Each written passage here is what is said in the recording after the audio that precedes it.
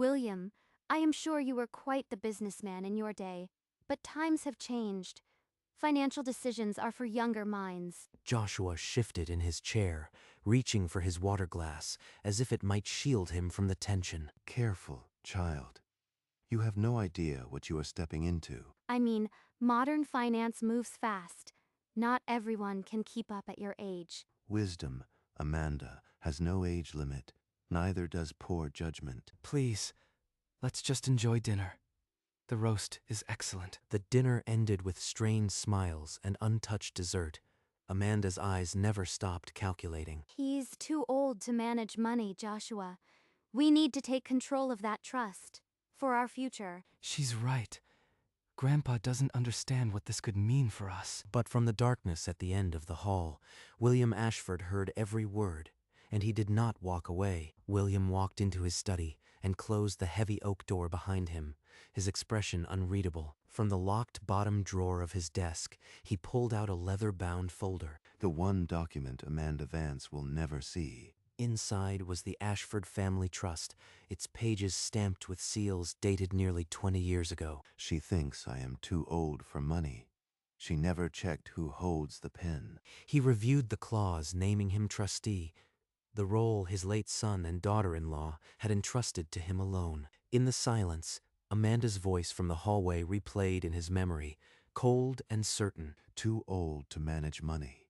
She'll discover exactly how much I still manage. He locked the folder away and sat back, the faint knowing smile returning to his face. Go ahead, Amanda. Push. The deeper you dig, the harder the fall. The next evening, in their apartment, Amanda spread glossy brochures across the coffee table. This is it, Joshua. A luxury cosmetic clinic in the East Hills. They're practically begging for investors. A clinic. Amanda, we don't have that kind of liquid capital. You know the trust isn't accessible until I am 35. That's the old rule. But William has discretion.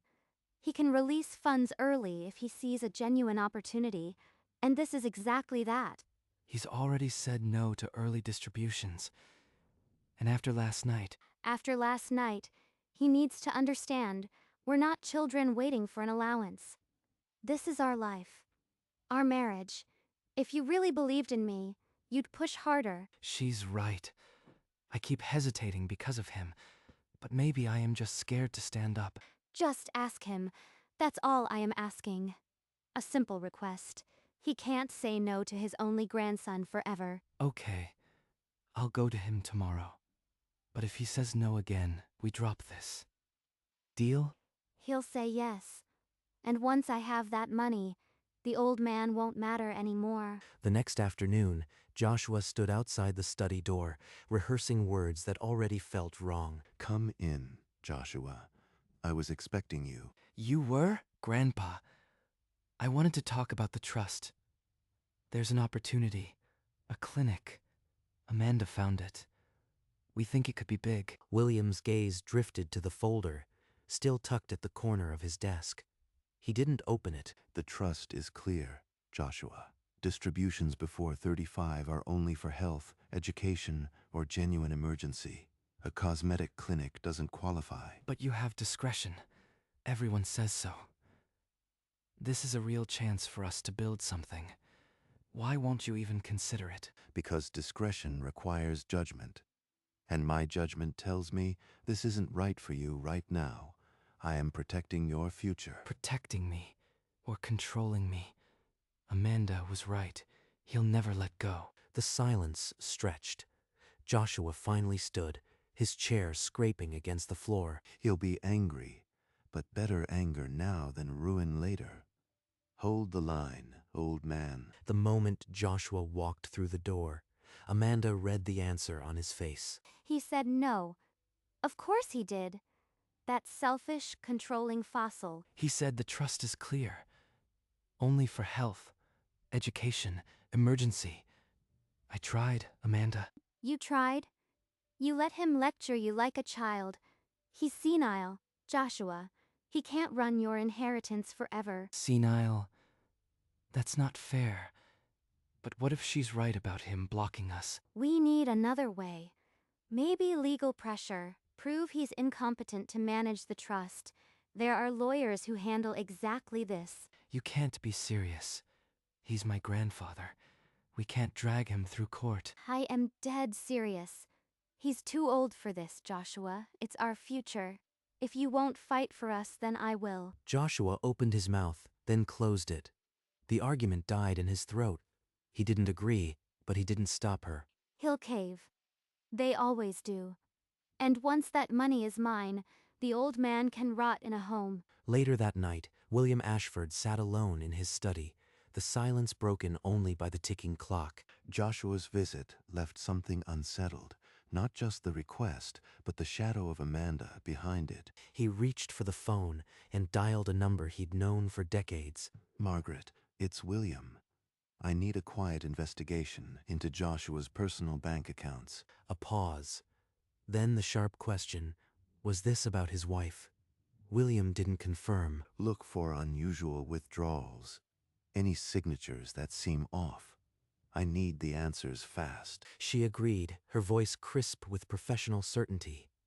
The report would arrive within 48 hours. If Amanda Vance has touched a single dollar, I'll have it all. He set the phone down gently and stared at the open trust document. They called me old, but old eyes see the cracks that young greed hopes to hide. In the dim apartment, while Joshua worked late, Amanda spread his checkbook across the kitchen table. A few checks, small at first. He never balances the account. He won't even feel it. She practiced his signature on a scrap of paper until it flowed from her pen as naturally as her own. The first check was for $5,000, made out to a clinic consultant who never existed. She deposited it into a private account Joshua never knew about. A tidy little nursery for stolen money. See? So easy. That senile old man won't even realize the money's gone until we've secured the whole trust. Over the next 3 days, 3 more checks cleared. 8,000, 12,000, another 15. Joshua noticed nothing. The credit card bills, the mortgage, all automatically paid from a joint account Amanda now drained. Half the trust will be mine before William can blink, and the rest will follow once he's out of the picture. But 30 miles away, in a quiet law office, Margaret's team was already printing bank records, circling signatures that didn't match. The study phone rang twice before William's hand closed over the receiver. Margaret, tell me what you found. Her voice was crisp but troubled. 4 checks in 4 days, totaling nearly $40,000, all signed in Joshua's handwriting. There it is. Amanda Vance, you just crossed from greedy into criminal. I need copies of everything. Every check, every deposit slip. This ends now. She promised delivery by morning. William's hand tightened on the receiver, knuckles white. The evidence would be damning. Wavering signatures, dollar amounts that told a story of cold greed. Now I hold the weapon. The only question is when to pull the trigger. And Margaret, prepare a trust amendment, freezing all discretionary distributions. I'll sign it by noon. He hung up. The study fell silent, but the balance of power had shifted. William Ashford was no longer waiting. Across town, Amanda Vance Ashford traced her finger along the edge of a dinner invitation, a smile curling her lips. We need a family dinner, a candid conversation about the trust. Just us and William. Another dinner? The last one was a disaster. He won't change his mind. That was private. This will be public. He can't hide behind his old rules with everyone watching. She's right.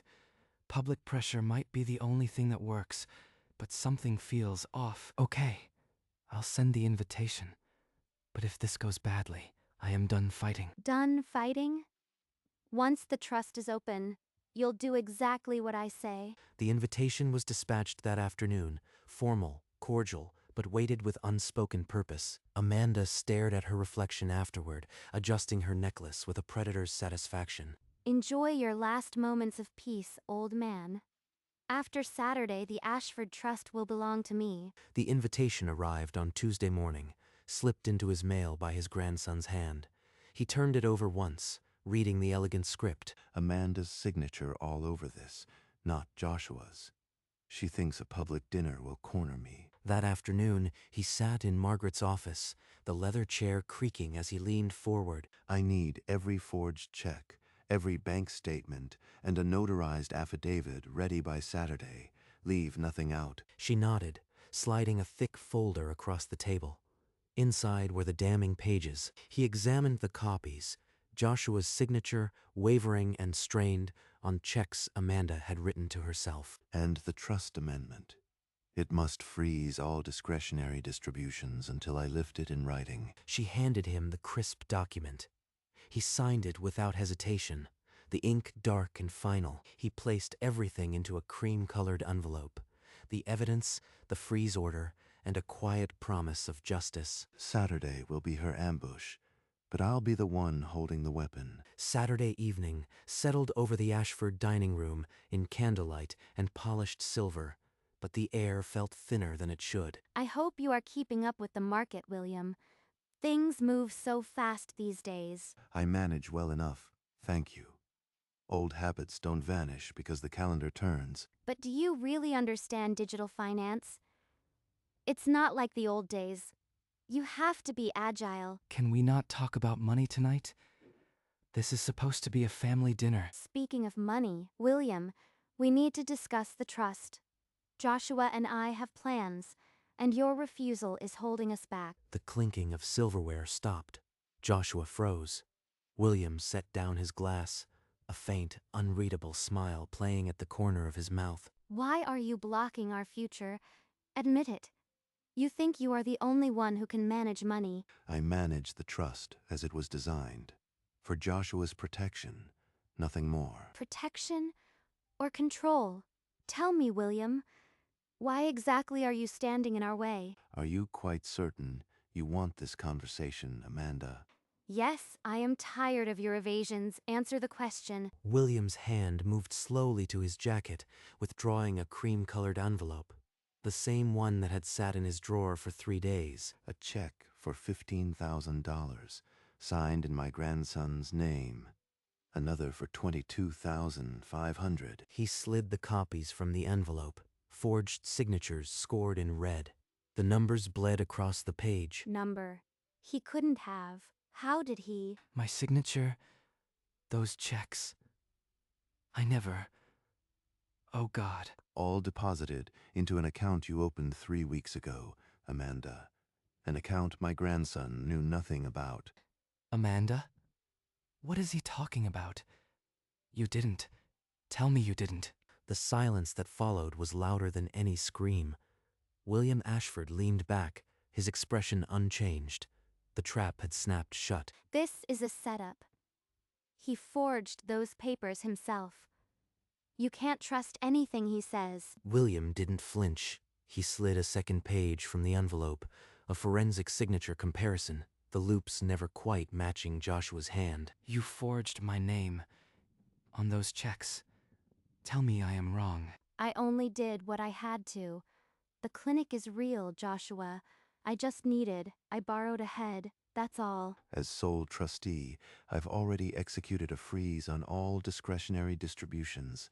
Not $1 moves without my approval. Joshua's knuckles whitened around his fork. He stared at his wife as if seeing a stranger for the very first time. You can't cut me out. That trust is our future. I'll sue. You'll do nothing. The evidence is complete. The only choice left is how quietly you leave. Amanda's protests died in her throat. The silence at the table was absolute, broken only by the distant tick of the clock. He outplayed me. The old man outplayed me completely. Joshua, you have to understand. Everything I did was for us. For our future together. She reached for his hand, but he pulled it back as if her touch burned. 40,000 in 4 days, Amanda. And that's only what we've found so far. Joshua stared at the papers, the numbers blurring. The woman he'd married had become a stranger. You stole from me. You looked me in the eye every night and lied. I did it because you are too weak to stand up to him. Someone had to act. Her plea twisted into fury, the mask finally slipping off her face. Joshua, look at the evidence. Look at what she's done. The choice is yours now. How did I miss this? Every dinner, every kiss, it was all a con. In that moment, the marriage shattered. Only one question remained. Would he finally say it was over? It's over. We're done. I can't be with someone who would do this to us. You are throwing away everything we built because of him. He's a manipulative old man who controls you. Amanda's voice cracked, but her anger still burned. I'll sue. I'll contest the trust and drag this whole family into court. You'll find my response swift and complete. Fraud counterclaims, criminal referral, and a trust freeze that no judge will overturn. Joshua looked at his grandfather, then back at his wife. He didn't sit. The dining room felt smaller. The candles flickered in a draft no one else noticed. This is your only chance to walk away quietly, Amanda. I suggest you take it. Her shoulders stiffened. The bravado was gone. The standoff held. No one moved. But everything had changed. William pushed his chair back a few inches, the sound cutting through the silence. I have a full fraud report ready for the police.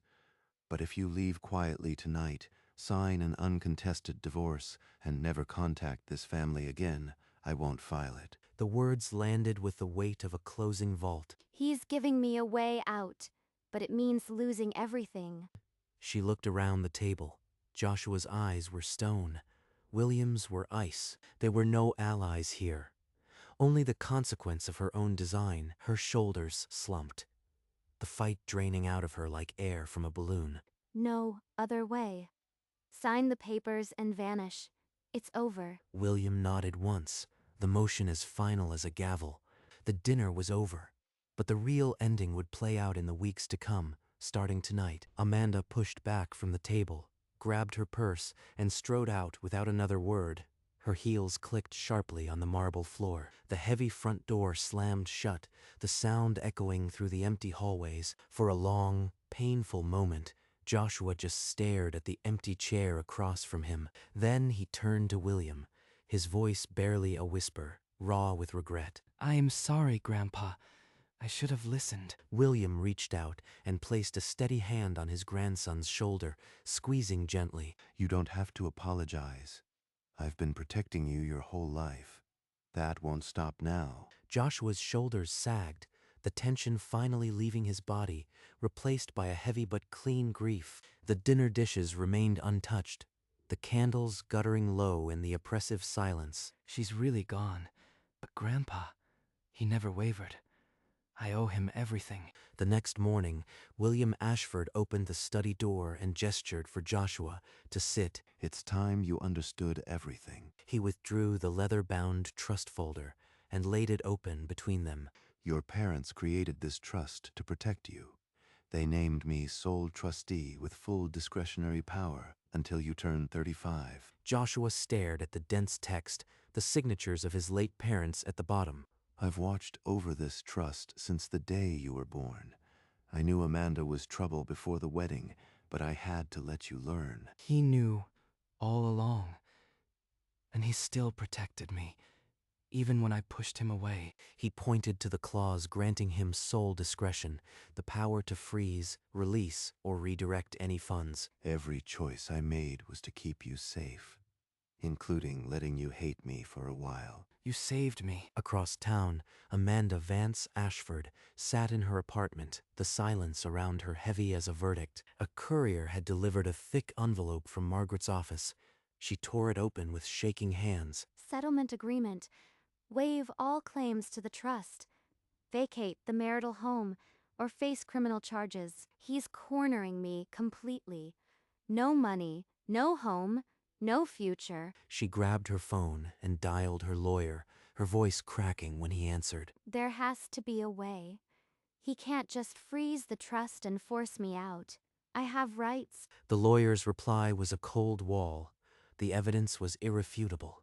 She had no case. She ended the call and sank onto the bed, the fight completely drained from her body. He won.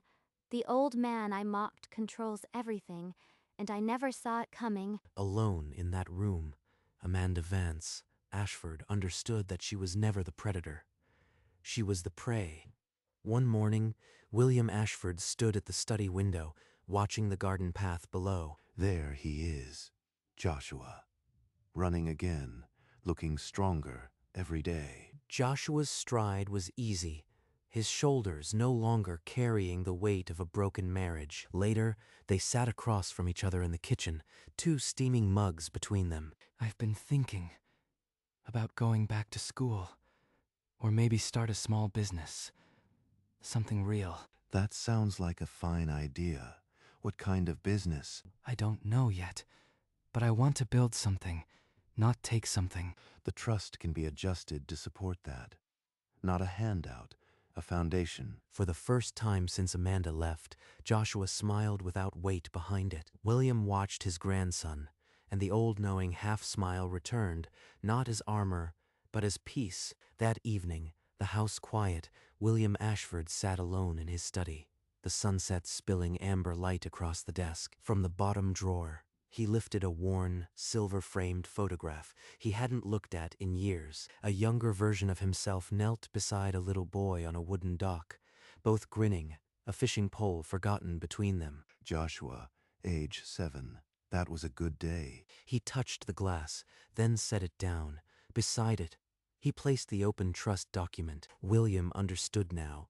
Guardianship sometimes means being the villain in one story, so you can be the hero in the one that truly matters. The trust was law, but the photograph was why that law existed. He looked at the two objects, love and duty, side by side, and exhaled deeply. For the first time in months, the silence felt like peace, not like a holding pattern. The Ashford fortune was secure.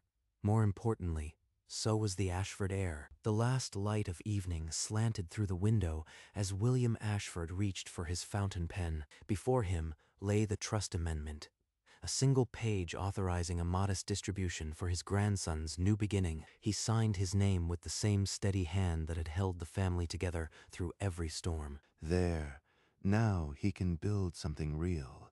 That's all I ever wanted. He capped the pen and set it aside, the weight of years lifting gently from his shoulders. His gaze drifted to the window, where the evening sun traced a final gold line along the garden path. The Ashford estate stood silent and whole, its future no longer threatened by the greed of an outsider. The camera pulled back slowly, the study shrinking into the warm, quiet house. Outside, the light deepened from gold to dusk, the first stars pricking the sky above the Ashford manor. And then, the image gently faded to black.